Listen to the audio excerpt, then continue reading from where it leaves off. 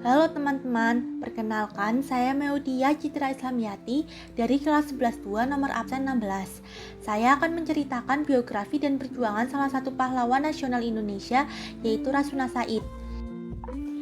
Haja Rangkayo Rasuna Said lahir pada tanggal 14 September 1910 di Desa Paninggahan, Minanjau, Kabupaten Agam, Sumatera Barat.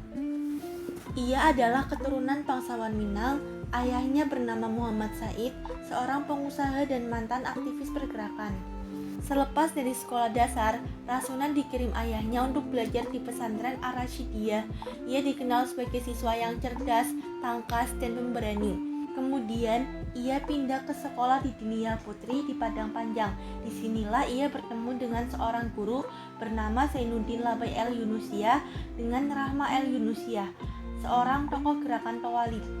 Gerakan Tawalib adalah gerakan yang dibangun kaum reformis Islam di Sumatera Barat. Banyak pemimpin gerakan ini dipengaruhi oleh pemikiran nasionalis Islam Turki, Mustafa Kamal. Rasuna Said sangatlah memperhatikan kemajuan dan pendidikan kaum wanita. Ia sempat mengajar di Dinia Putri sebagai guru. Namun, pada tahun 1930, Rasuna Said berhenti mengajar karena memiliki pandangan bahwa kemajuan kaum wanita tidak hanya bisa didapat dengan mendirikan sekolah, tetapi harus disertai perjuangan politik. Rasuna Said ingin memasukkan pendidikan politik dalam kurikulum sekolah Dinia School Putri, tetapi ditolak.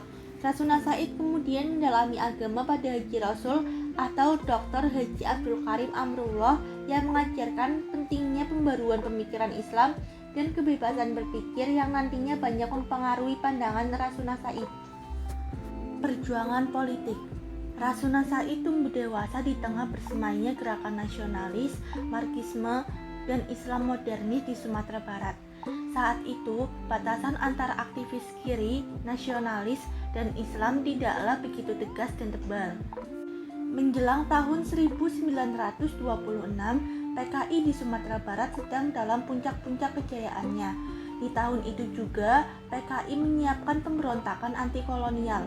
Sayang, perbedaan sikap mengenai pemberontakan memicu konflik internal. PKI di Sumatera Barat juga terpecah antara pengikut PKI Pusat dan PKI Tan Malaka. Menjelang hari-hari pemberontakan itu, Rasuna Said bergabung dengan salah satu organisasi sayap PKI, yaitu Sarekat Rakyat. Dia menjabat sebagai sekretaris cabang. Namun, Rasuna Said tidak lama berjuang bersama Sarekat Rakyat. Pasca pemberontakan PKI di Silungkang, Sumatera Barat, polisi rahasia Belanda mengejar aktivis kiri baik PKI maupun Sarekat Rakyat. Sementara itu, sejumlah aktivis Sarekat Rakyat yang tidak setuju dengan pemberontakan itu telah mengubah organisasi ini menjadi Partai Sarekat Islam Indonesia. Itu terjadi pada tahun 1930-an. Dan pada tahun itu juga, sebagian tokoh-tokoh gerakan Tawalib mendirikan organisasi baru bernama Persatuan Muslim Indonesia atau disingkat PERMI. Rasuna Said bergabung dengan PERMI, organisasi politik yang berhaluan anti-kolonialisme. Di PERMI, Rasuna ditempatkan di seksi propaganda. Pekerjaan inilah yang mendekatkan dirinya dengan koran dan orasi politik. Rasuna dikenal sebagai seorang orator hebat. Seorang tokoh Islam, Haji Hasmi, pernah menggambarkan kemampuan pidato Rasuna sebagai berikut. Pidato-pidato Rasuna laksana petir di siang hari, kata-katanya tajam bahana. Selain itu, ia juga mendirikan sekolah rakyat bernama Sekolah Menyesal yang fokus pada pemberantasan buta huruf di kalangan rakyat jelata. Rasuna berpandangan untuk memajukan rakyat, mereka harus bisa dibuat pandai membaca dan menulis. Ia juga mendirikan kursus-kursus putri untuk memajukan kesadaran sosial dan politik kaum wanita. Dan pada tahun 1930-an juga, kontroversi poligami pernah ramai dan menjadi polemik di ranah Minang. Ini berakibat pada meningkatnya angka kawin cerai. Rasuna Said menganggap kelakuan ini bagian dari pelecehan terhadap kaum wanita. Pidatonya yang berani, tajam, dan berdaya gugat benar-benar menghunjam tatanan kolonial. Tidak heran, lantaran pidatonya itu, Rasuna sering berurusan dengan polisi rahasia Belanda. Ia ditangkap, ditahan di Payakumbuh. Berita penangkapannya banyak dimuat di koran. Saat itu Rasuna dikenai tuduhan delik mimbar. Rasuna Said sempat ditangkap bersama teman seperjuangannya Rasima Ismail dan dipenjara pada tahun 1932 di Semarang. Setelah keluar dari penjara, Rasuna Said meneruskan pendidikannya di Islamic College, pimpinan Kyai Haji Muchtar Yahya dan Dr. Kusuma Atmaja. Jurnalis. Rasuna dikenal dengan tulisan-tulisannya yang tajam. Pada tahun 1935, Rasuna memimpin sebuah koran bernama Raya. Koran ini sangat nasionalis dan radikal. Koran ini bahkan menjadi obat perlawanan bagi kebangkitan gerakan nasionalis di Sumatera Barat. Di mata Belanda, koran ini sangat galak dan berbahaya. Karena itu, polisi rahasia Belanda mulai mempersempit ruang gerak Rasuna dan kawan-kawannya. Sedangkan tokoh-tokoh Permi yang diharapkan berdiri melawan tindakan kolonial ini justru tidak bisa berbuat apapun. Rasuna sangat kecewa. Ia pun memilih pindah ke Medan, Sumatera Utara. Pada tahun 1937, di Medan, Rasuna mendirikan Perguruan Putri yang bertujuan untuk menyebarluaskan gagasan-gagasannya. Ia membuat majalah mingguan bernama Menara Putri. Slogan koran ini mirip dengan slogan Bung Karno, yaitu "Ini dadaku, mana dadamu". Koran ini banyak berbicara soal perempuan. Meski begitu, sasaran pokoknya adalah memasukkan kesadaran pergerakan, yaitu anti-kolonialisme di tengah-tengah kaum perempuan. Rasuna Said mengasuh rubrik pojok. Ia sering menggunakan nama samaran Seliguri yang konon kabarnya merupakan nama sebuah bunga. Tulisan-tulisan Rasuna dikenal tajam. Kepuasannya mengena sasaran dan selalu mengambil sikap lantang anti-kolonial. Sebuah koran di Surabaya namanya Penyebar Semangat pernah menulis perihal Menara Putri ini. Di Medan ada sebuah surat kabar bernama Menara Putri. Isinya dimaksudkan untuk jagat keputrian. Bahasanya bagus, dipimpin oleh Rangkayo Rasuna Said, seorang putri yang pernah masuk penjara karena berkorban untuk pergerakan nasional. Akan tetapi, koran Menara Putri tidak berumur panjang. Persoalannya, sebagian besar pelanggan tidak membayar tagihan korannya.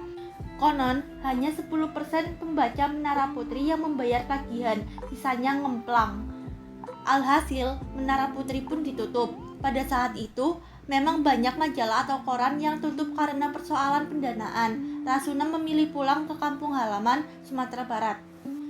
Setelah kemerdekaan, selepas proklamasi kemerdekaan, Rasuna bergabung dengan Badan Penerangan Pemuda Indonesia. Ia juga sempat menjadi anggota Front Pertahanan Nasional di Bukit Tinggi. Pada saat sidang KNIP, Parlemen Indonesia zaman itu, di Malang, Jawa Timur, Rasuna terpilih sebagai wakil Sumatera. Ia juga sempat ditunjuk sebagai badan pekerja KNIP.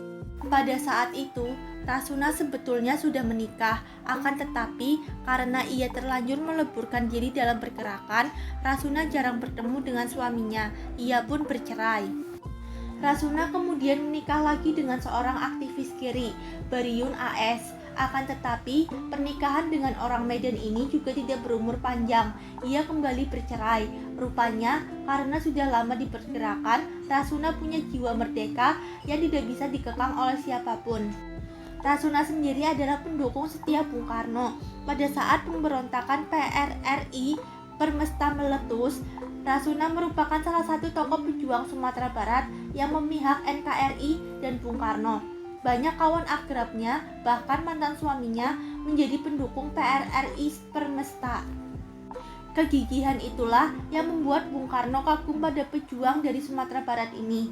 Dalam sebuah pidato di Bandung, 18 Maret 1958, di hadapan puluhan ribu massa, Bung Karno memuji kegigihan perjuangan Rasuna Said. Karena itu, pada tanggal 11 Juli 1957, Bung Karno menunjukkan Rasuna Said sebagai anggota Dewan Nasional, mewakili golongan perempuan. Di situ, ia tetap menunjukkan sikap politik yang tegas, nasionalis, anti-kolonialisme, dan anti-imperialisme. Beliau juga diangkat sebagai anggota Dewan Perwakilan Rakyat Republik Indonesia Serikat atau DPR RI, kemudian menjadi anggota Dewan Pertimbangan Agung setelah dekret Presiden 5 Juli 1959 sampai akhir hayatnya. Sayang, di tengah arus besar kontrarevolusi yang hendak menggulung pemerintahan Soekarno, Rasuna Said berpulang. Tepatnya pada tanggal 2 November 1965, ia dimakamkan di Taman Makam Pahlawan Kalibata, Jakarta.